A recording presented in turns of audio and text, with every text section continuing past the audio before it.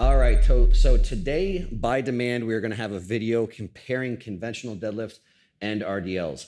In case you didn't watch before, I did a video comparing sumo stance deadlifts and conventional deadlifts. And based off of that video, I had some people saying, well, what about RDLs? What about rack deadlifts? So for this video, I'm going to kind of look into RDLs and go through some of the same things that I went through before. But before I get into that, if you haven't already, please hit that subscribe button. Please hit that like button. I promise you're going to like it. And if you don't, you can always go back and undo it. I think that's a thing. And while you're at it, tell some friends, like a reasonable number, like 50 of your closest friends. I would really appreciate that.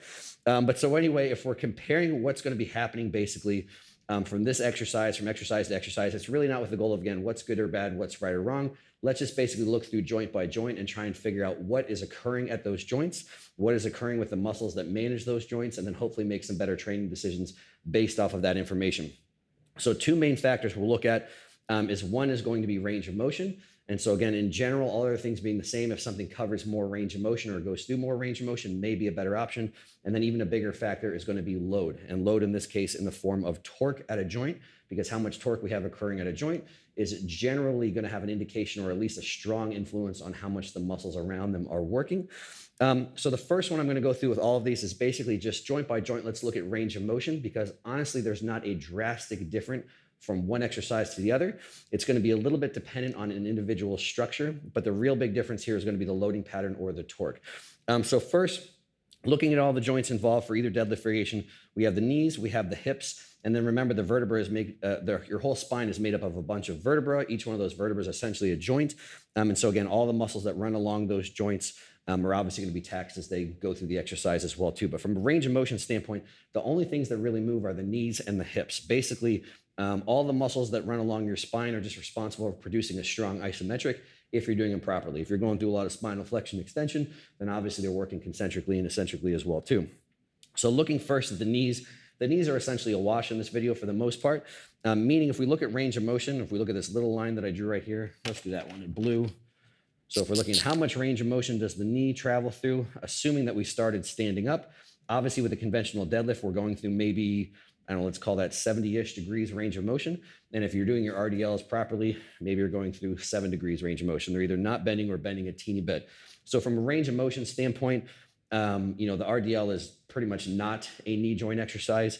And even from a conventional standpoint, maybe it's a little bit of a knee exercise, but we'll look at load in a second there as well too and realize it's not as big of a factor. So again, just from a range of motion standpoint, the conventionals are more of a knee exercise, more of a quad exercise, but still not really that great of a quad choice for either. Now, if we look at the hips, how much range of motion we have here is going to vary a lot from person to person. Because it really depends a lot on kind of hamstring and rec fem length. It's the two muscles that basically cross over the knee and the hip joint. And so those will determine your flexibility to a certain degree. But for the most part, it's pretty similar ranges of motion. If anything, occasionally someone can get through a little bit more range of motion with a conventional deadlift. Again, if your hamstring or rec fem is limiting on length, by bending your knee a little bit, sometimes you can get it a little bit more hip flexion. So you can make the argument if the goal was to take your glutes through a little bit more length, conventional may have a slight advantage. But again, if your goal is to take hamstrings to full length, the RDL will do it. The conventional may or may not. So again, just for argument's sake, I'm going to say the difference is there because for someone, it could be exactly the same. Again, for someone, this might be slightly more, but overall, that's not really the big determining factor in what has more influence in the exercise. And then again, like I said, if we're looking at all the joints as far as range of motion, your spine generally really isn't going through any range of motion if you're doing it properly. So what's really the big thing that's a determining factor here? It's going to be torque. And so again, torque is determined by load in your hand and moment arms, basically the horizontal distance when we're using gravity from that line of force to the joints we're influencing. I have a video on that. If you haven't watched it, I'll link it up here somewhere and maybe take a look through. Again, I know that sounds kind of fancy, but torque, moment arms, all that kind of stuff, nothing that I invented. It's just that I consider some relatively basic stuff to understand really how the load in your hand influences the joints that you're trying to train. So we're going to take a look at that. So we're going to say, just for argument's sake, we're going to have the same person, same dimensions, same weight. So if they're using the same weight, they have the same dimensions. The only thing that's going to really make more or less torque is going to be that horizontal distance from the line of force to the trained joint. So what we're going to look at first is going to be the hip joint. And so if we're looking at this distance here, again, that horizontal distance, it's also going to be where this line of force is closest to the trained joint or a 90-degree angle. So we're going to draw that line right there. And so up here, if we're looking at that 90-degree angle is going to basically run right along the spine. Sorry, that got crooked. That's a really bad job, but you get the idea. So if this is the same person, all other things as your spine is that joint and your spine gets closer to parallel to the ground, that line of force, excuse me, that moment arm is always going to be longer. It's always going to be further from that line of force. So again, if we're looking at what's occurring purely at the hips from this movement, from this exercise with that same given load, this moment arm is going to be longer. So it's fair to say that RDLs produce more torque, more force, and then arguably more muscular demand around the hips compared to conventional. And if you haven't watched the conventional versus sumo deadlift, basically what we're doing is if you could mark out every individual joint, you obviously don't have to do each one, but whatever relationship occurs from that line of force to the hips is going to be basically the same thing from the line of force to each individual joint. So all I mean by that is we could draw all these individual ones, but if we look at here, we kind of drew those. This one's kind of tough to draw because it'll overlap right over top the spine. Basically, all of these distances are going to be longer on this side. So not only is there going to be more torque and force demands at the hips for the RDL, there is also going to be more torque and force demands at each individual articulation of the vertebra, which means the muscles that run along there are going to have higher demands, which again, in this case, is going to be your erectors. So to summarize all that stuff, going through these comparatively, basically, you're going to have from an RDL to a conventional, the RDL is going to be more demanding around the hips and more demanding around the erectors. So with some rare exceptions, for 99 out of 100 people, if your goal is to train hips, particularly hamstrings, if your goal is to train erectors and get the most out of whatever load that you're using, RDLs are going to be a better option for those reasons that I explained. I'm going to go on to one more section where I just want to kind of go through some semantics of RDLs and what you really want to focus on to get the most out of them. Where again, some people get a little bit caught up on semantics and things that are arbitrary. But again, for purely discussion's sake of these two exercises, that's the main reason that RDLs overall will be a better option for your hips and for your erectors comparatively to conventional deadlifts. All right, so the one thing that I did want to cover with RDL variations is, okay, how do I get the most out of my RDLs?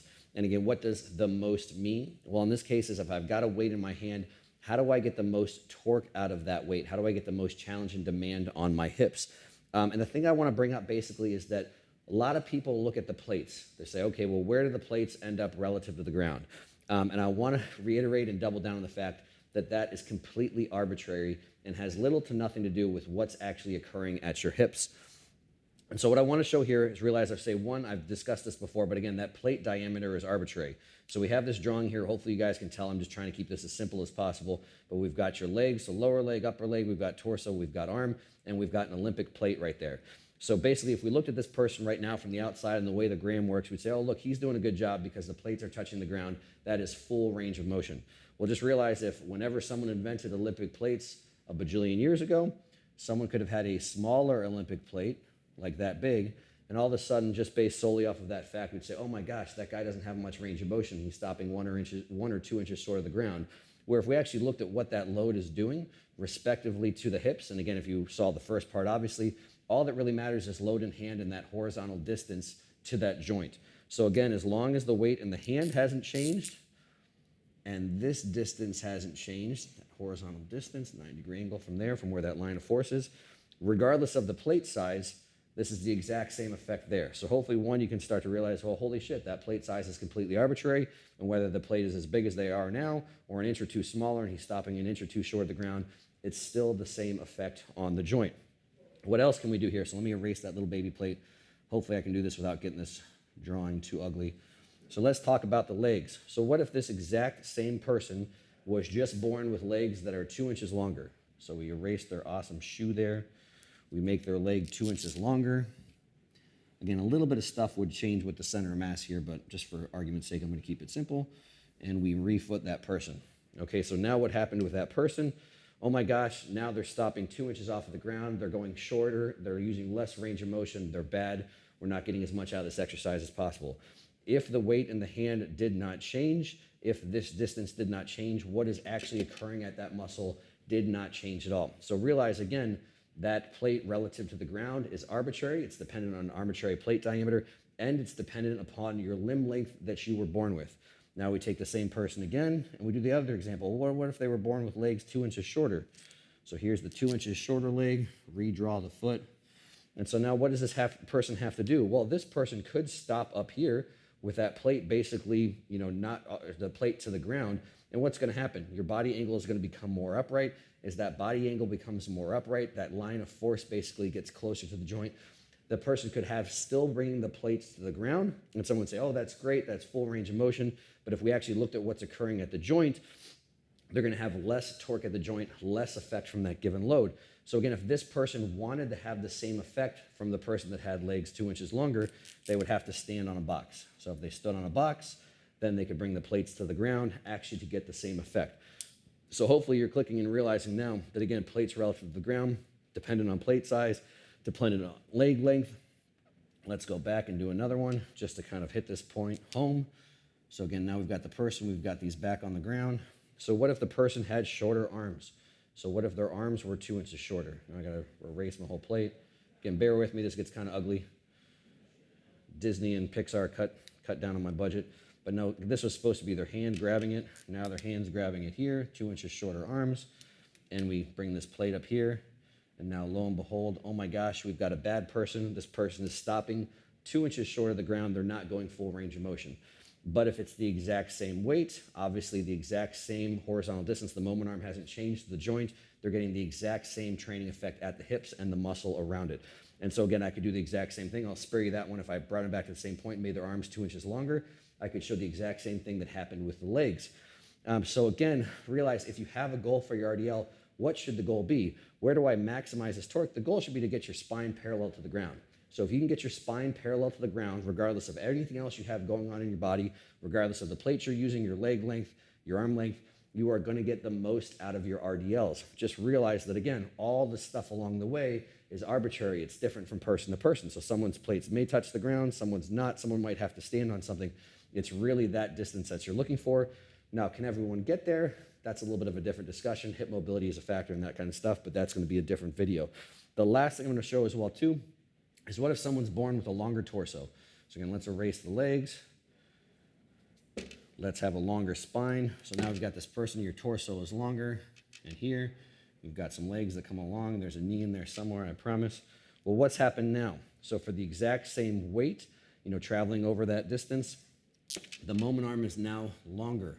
So again, just because someone was born with a longer spine, they could be doing the same exercise, same range of motion with the same amount of weight, and they could be basically creating larger demands. And everyone kind of knows this. This happens over a lot of different exercises. Someone bench pressing with short arms compared to someone benching with long arms and things like that. So I just wanted to reiterate here as well too, if someone has a super long torso, depending on their other, because other ratios and other limb length matters as well too, they could do comparatively much, much more work if they can get to that parallel to the ground spine position, just because of the length of their torso. So realize weight in hand, and obviously those limb lengths and all those things aren't going to have the same effect from every single person to person. So if you want to get the most out of your RDLs, don't focus so much on the plates, focus much more on where your spine is relative to the ground. And again, where you want it ideally is closer to parallel to the ground.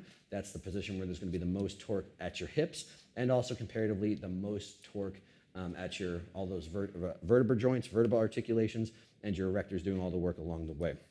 So hopefully that helps. And if you didn't adhere to my rules or my requests at the beginning of the video, be sure to like and subscribe and all that good stuff, and put some requests in the comments. Maybe if you request something that multiple people request, or if you want to see it and you hit that little thumbs up and that like on that comment, maybe I'll move forward and start taking some more requests. Because again, this one came purely off of one of the last videos. So if you want to see me break down a movement or an exercise or something with my sweet ass Pixar Disney sponsored graphics here, I would be more than happy to do so. Until the next one.